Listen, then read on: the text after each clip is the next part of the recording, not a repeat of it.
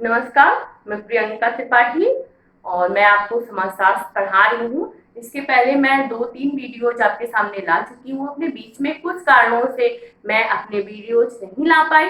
अब मैं फिर आपके सामने हूँ और मैं कंटिन्यू आपको अब पढ़ाती रहूंगी और मैं आपको समाजशास्त्र के बारे में विस्तार से बताती रहूंगी। चलिए बात करते हैं समाजशास्त्र के जन्म और विकास की। हम जानते हैं समाजशास्त्र नया सब्जेक्ट है, लगभग 150 साल पुराना विषय है जिसे आज पूरा विश्व पढ़ रहा है। तो जब हम आगे बढ़ते हैं, हम ये देखते हैं कि समाजशास्त्र का जन्म हुआ और समाजशास्त्र का विकास हुआ, लेकिन उसके बाद समाजशास्त्र को विज्ञान मानने में, समाजशास्त्र को एक साइंस मानने में दार्शनिकों में, विचारकों में मतभेद हुआ। दार्शनिक और विचारक ये मानने के लिए कतई तैयार नहीं थे कि समाजशास्त्र एक विचार है या एक दर्शन है, एक सब्जेक्ट है। तो इस तरह से बहुत सारे विद्वान आगे आने लगे कि नहीं, हम सही हैं और हमारे सही है, हमने जो कहा वो सही है। तो किसी ने समाजशास्त्र को संस्था का विज्ञान कह दिया, संस्था का विषय कह दिया, किसी ने समाजशास्त्र को समूहों का विषय कह दिया, तो किसी ने समाजशास्त्र को मनुष्य के व्यवहार का समाजशास्त्र कह दिया, मनुष्य के व्यवहार का विषय कह दिया।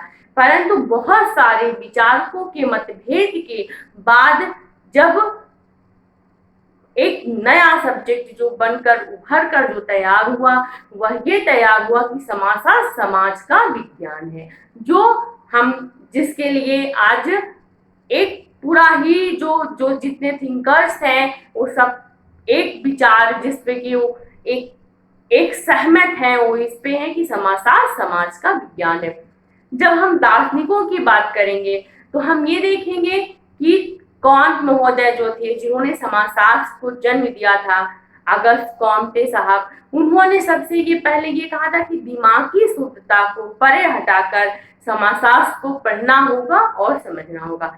समाजशास्त्र दो भिन्न भाषाओं की जन्मा है, समाजशास्त्र का जन्मदाता दो भिन्न भाषाओं है। समाजशास्त्र का जो नाम है समाज शास्त्र, तो sociology, socio and लोगस। Socio Latin का शब्द है और लोगस जो है वह ग्रीक का शब्द है, ग्रीक शब्द का वह शब्द है। इस तरह ये शब्दकोश लैटिन और ग्रीक शब्दकोश से तैयार हुआ है, जिसका नाम है सोशियोलॉजी। Socio plus लोगस, sociology.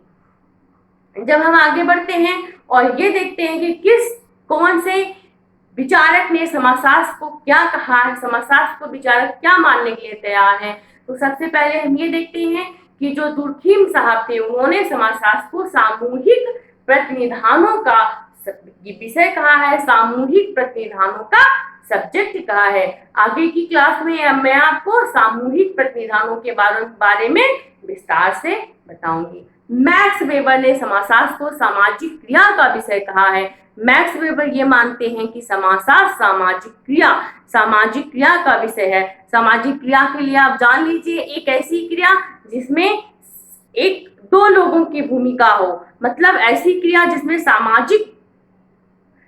सामाजिक भूमिका हो। जैसे कि एक ऊपर से एक मूर्ति थी, उसको किसी पर्सन ने छू दिया, तो ये सामाजिक क्रिया नहीं है। सामाजिक क्रिया तब है जब एक हमने मूर्ति छुई और उस मूर्ति ने भी प्रत्युत्तर में हमको छुआ, तो ये सामाजिक क्रिया है। दो लोग साइकिल चलाते हुए जा रहे हो और एक दूसरे से अगर टकरा रहे हैं, अगर उनके बीच साइकिल के बीच अगर क्रिया हो रही है टकराने की, तो यह भी सामाजिक क्रिया नहीं है। सामाजिक क्रिया तब मानी जाएगी जब उन दोनों व्यक्तियों के बीच में टकराने को लेकर आपसी आदान प्रदान हो, अर्थात उनकी आंखों से, उनकी भाव भंगिमा से किसी भी तरह से सामाजिक क्रिया का हमको भान हो, तब हम उसको सामाजिक क्रिया कह सकते हैं। बहुत सारे विचारक हैं, लेकिन हम बस मेन विचारकों को ही पढ़ेंगे, मेन विचारकों को ही समझेंगे और बाद में मैं आपको नोट्स प्रोवाइड करूंगी, तो आप जो है उसको लिखते चलिएगा और थोड़ा थोड़ा समझते चलिएगा। पार्क और बर्गेस साहब ने कहा है कि समाजशास्त्र सामूहिक व्यवहार का विज्ञान है। समाजशास्त्र सामूहिक व्यवहार मतलब एक समूह जैसा व्यवहार करता है, एक समूह साथ में रहता है और वह जैसा व्यवहार करता है वही समाजशास्त्र का विषय है। वार्ड साहब ने कहा है कि समाजशास्त्र समाज का विज्ञान है। समाजशास्त्र किसी भी ना क्रिया का, ना प्रतिनिधानों का, और ना ही किसी और तरीके से एक्शन का विज्ञान ना होके समाजशास्त्र समाज का विज्ञान है। समाजशास्त्र में हम समाज के बारे में विस्तार से पढ़ते हैं, ये वार्ड साहब ने कहा है। हम देखते हैं कि बहुत सारे जितने ही विचारक हैं उतनी ही लोगों की अलग। जॉनसन साहब ने कहा है कि समाजशास्त्र सामाजिक समूहों का विज्ञान है। समाजशास्त्र में हम सामाजिक समूहों के बारे में विस्तार से पढ़ते हैं, इसलिए समाजशास्त्र हम पढ़ते हैं समूहों के बारे में, समाजशास्त्र में पढ़ते हैं समुदाय समिति। लेकिन जो मेन बात है वो ये है कि सभी विद्वानों के राय में एक ऐसा पर्टिकुलर कोई ऐसा सब्जेक्ट नहीं आ पाया, कोई ऐसी बात नहीं आ पाई, कोई ऐसी थिंकिंग नहीं आ पाई, विचार नहीं आ पाया जिसको वह मेन सब्जेक्ट के रूप में व्यवस्थित कर सके, जिसको वह मेन सब्जेक्ट के रूप में बता सके। हम आगे बढ़ेंगे, हम ये देखेंगे कि समाजशास्त्र के लिए इतने विचारों के बाद सामूहिक प्रतिनिधानों का, क्रिया का, कामटे महोदय ने अलग कहा है, सभी के अलग अलग विचारों के बाद भी जो मेन विचार है वह ये है कि हम समाजशास्त्री भाषा में कहें तो हम ये कह सकते हैं कि समाजशास्त्र बहुत उलझा हुआ भी नहीं है और समाजशास्त्र बहुत आसान सब्जेक्ट है, और इसमें सभी ने अपने विषय में अपने मतांतर दिए हैं, पर हम मेन मतांतर को भी पढ़ेंगे। हम उन्हीं प्रमुख विचारकों को पढ़ेंगे जो समाजशास्त्र के बारे में हमें कुछ विस्तार से बताएंगे। चलिए हम आगे देखते हैं। हम ये देखते हैं कि समाजशास्त्र को जब विद्वानों ने व्याख्यायित किया तो उन्होंने बहुत विस्तृत रूप में, जब समाजशास्त्र उस समाज में आया तो उस समाज में सबसे पहले जैव संप्रदाय एक ऐसा संप्रदाय था जो ये मानता था कि जो जैव होता है, जैव मीन्स कि जो जैविकी तत्व होते हैं वो बहुत इंसान के लिए बहुत ज्यादा महत्वपूर्ण होते हैं। सब कुछ उसी के आधार पर निर्भर करता है। व्यक्ति का जैविक तत्व ही महत्वपूर्ण होता है, आनुवांशिक तत्व ही महत्वपूर्ण होता है। और इसके विचारक स्वरूपीन थे। इसमें उन्होंने 3 तरह के विचार दिए हैं, और उसको हम जब स्वरूपीन को पढ़ेंगे तो हम उसमें विस्तार से पढ़ेंगे। दूसरा हम ये देखते हैं यांत्रिक संप्रदाय। यांत्रिक संप्रदाय ये मानता था कि जीवन जगत जो ये हमारा पूरा ऑल द वर्ल्ड है, ये पूरा क्या है, यांत्रिक है। यांत्रिक इट मीन्स जैसे घड़ी की सुई है, वह एक दिशा में चलती है और हमेशा सही दिशा बताती है, ये समाज भी वैसा ही है। इसमें मेन विद्वानों में हम देखेंगे डेकार्ट्स हैं और लॉक हैं, बर्गेस हैं, बहुत सारे विद्वान हैं जो इसको बहुत अच्छे से विवेचित करते हैं और ये मानते हैं कि हमारा समाज यांत्रिक है और हमारा समाज यांत्रिकी के ही रूप में विकसित हो पाएगा और हमारा समाज यांत्रिक के रूप में ही बहुत अच्छे से अपना रूप पा पाएगा। यांत्रिक के रूप में ही हमारा समाज विकसित हुआ था पहले, ये विद्वान ये बात मानते हैं। चलिए हम आगे बढ़ते हैं और हम ये देखते हैं कि समाजशास्त्र के लिए जो विद्वानों ने जो तीसरे जो विचार है जो प्रमुखता से उभर कर आता है, तीसरा विचार वो ये है कि समाजशास्त्र भूगोल इट मीन्स भौगोलिक पर्यावरण से संबंधित है। जैसे जहाँ की जो जलवायु होगी वहाँ का वातावरण वैसा होगा और वहाँ के वातावरण के वैसे होने से वहाँ के जो भी जीव जंतु रहेंगे या वहाँ का जो भी समाज होगा वह वैसा ही विकसित होगा। इसमें रेचल, मॉन्टेस्क्यू इत्यादि विचारकों के नाम लिए जाते हैं। और जब हम आगे बढ़ेंगे इसको विस्तार से देखेंगे तो हम ये देखेंगे कि ये बात तो है, ये बात सही है कि जहाँ की जैसी जलवायु होती है वहाँ का समाज वैसे ही खुद को विकसित करता है। और ये मानते हैं कि जैसे मॉन्टेस्क्यू का एक बहुत ऐसी एक फेमस है मॉन्टेस्क्यू के लिए कि वो ये कहते हैं कि ठंडी जलवायु जो है वह ठंड अच्छी है, ठंडी जलवायु के लोग ज़्यादा बुद्धिमान होते हैं और वह चीज़ों को ज़्यादा अच्छे तरीके से लेते हैं, वह ज़्यादा आविष्कारी होते हैं, उनके यहाँ कला और संस्कृतियों का विकास बहुत तेजी से होता है। लेकिन इस पे अब बहुत सारे वैज्ञानिकों ने, बहुत सारे विचारकों ने फिर से अपनी आपत्ति दर्ज करी है, मगर हाँ ये है कि ये कहीं ना कहीं ये इसमें सच्चाई है। इसमें हंटिंगटन साहब का नाम भी लिया जाता है, जो एक इस विचार के एक बहुत प्रसिद्ध विचारक थे, जो ये मानते थे कि जलवायु जो है वह बहुत निर्भर करती है व्यक्ति की मनोदशा पे, समाज की मनोदशा कैसी होगी, जैसा व्यक्ति का मन होगा वो बहुत निर्धारित करेगा कि उसका जलवायु कैसी है।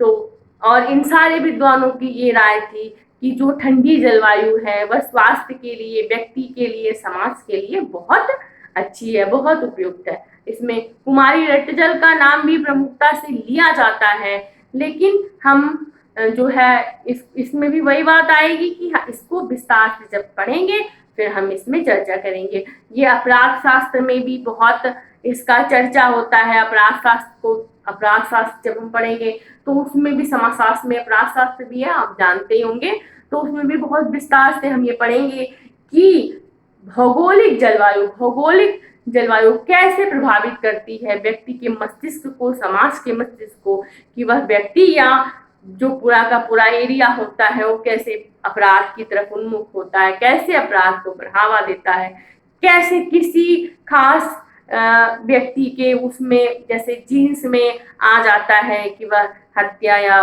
उन सब चीजों को ज्यादा करते हैं, विघटनकारी चीजें ज्यादा करते हैं। तो ये जो है जलवायु का भी एक बहुत बड़ा प्रभाव होता है और हम इसको आगे विस्तार से समझेंगे। दूसरे चैप्टर्स में भी हम इसको समझते रहेंगे।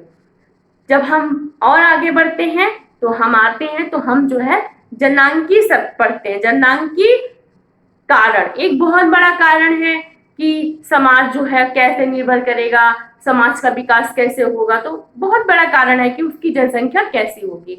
मान लीजिए किसी देश की जनसंख्या बहुत ज्यादा है तो वहां का समाज खुद को वैसा ही विकसित करेगा, उसके पास वैसा ही अभाव होगा चीजों का, वस्तुओं का, तो वह समाज फिर उसी में खुद को सिमटता हुआ पाएगा और उसी में खुद का जीवन किसी भी तरह से खुद को अपना सरवाइव करेगा। और एक तरह से हम कह सकते हैं कि यह जो है एक ऐसा विज्ञान है जिसने पूरे मतलब विश्व को तो प्रभावित किया ही है, पूरे विश्व को ये बताता ही है, लेकिन समाजशास्त्र में इसकी चर्चा हम बहुत विस्तार से करते हैं, हम बहुत विस्तार से इसको लेते हैं। जननांगी कहीं ना कहीं बहुत महत्वपूर्ण है पूरे समाज के लिए कि उनकी जनसंख्या जो है वो तय करेगी कि उनका समाज कैसा होगा, समाज के विचार कैसे होंगे, समाज के विचार कैसे होंगे, ये जनसंख्या बहुत तय करेगी। तो हम आगे बढ़ेंगे, हम आगे आएंगे और हम ये देखेंगे कि जो जनांकी है उसके लिए सबसे पहली और जो सबसे बड़ी बात बोली जाती है वो माथल्स महोदय की कही हुई बातें हैं। माथल्स महोदय ने बहुत पहले एक एस्से लिखा था, एस्से ऑफ पॉपुलेशन, तो उसी के आधार पे विवेचित किया जाता है उनको। और उसमें उन्होंने ये बताया था कि स्त्री और पुरुष दोनों में काम इच्छा की प्रबल प्रवृत्ति होती है, जिसकी वजह से बहुत तीव्र गति से संतानों का जन्म होता है। और जैसे उन्होंने बताया था कि जो खाने की वस्तुएं हैं वो बहुत कम मात्रा में बहुत कम मात्रा में पैदा हो पाती हैं और उसके मुकाबले जनसंख्या बहुत तेजी से आगे बढ़ती है, बहुत तेजी से विकसित होती है। किसी भी देश की जनसंख्या बहुत तेजी से विकसित होती है। इसको इन्होंने इन शब्दों में समझाया, गणित के रूप में समझाने की कोशिश करी है और ये बताया है कि जो जनसंख्या है, जो हमारी इट मीन्स पूरे विश्व की जो जनसंख्या है, जो पूरे समाज की जनसंख्या है, वो क्या है कि बीजगणित के उसमें आती है और बीजगणित के रूप में बढ़ती है, आती है। और हमारा जो अनाज है, जो हमारा वो अंक गणित के रूप में आता है। 2+2 4 ही होता है, अंक गणित इतना ही होता है और जनसंख्या हमारी बढ़ती जाती है। तो इस तरह से इन्होंने बताया है कि 25 सालों में हमारी जनसंख्या हमेशा दुगनी हो जाती है, मगर हम इस पर कतई ध्यान नहीं देते, या हम अपने समाज को बताना नहीं चाहते, या हमारा समाज से समझना नहीं चाहता, और बहुत द्रुत गति से हमारी जनसंख्या बढ़ती रहती है, जो आने वाले समाज के लिए, आने वाले पर्यावरण के लिए सही नहीं होती है। लेकिन इन्होंने एक बात और कही है कि जब जनसंख्या बहुत तेजी से बढ़ती है तो प्रकृति स्वयं अपना उपाय ढूंढती है। इन्होंने 2 तरह के निरोध की बात कही है, 2 तरह के निवारकों की बात कही है, एक प्राकृतिक और एक नैसर्गिक है। वही प्राकृतिक और नैसर्गिक और एक निवारक है।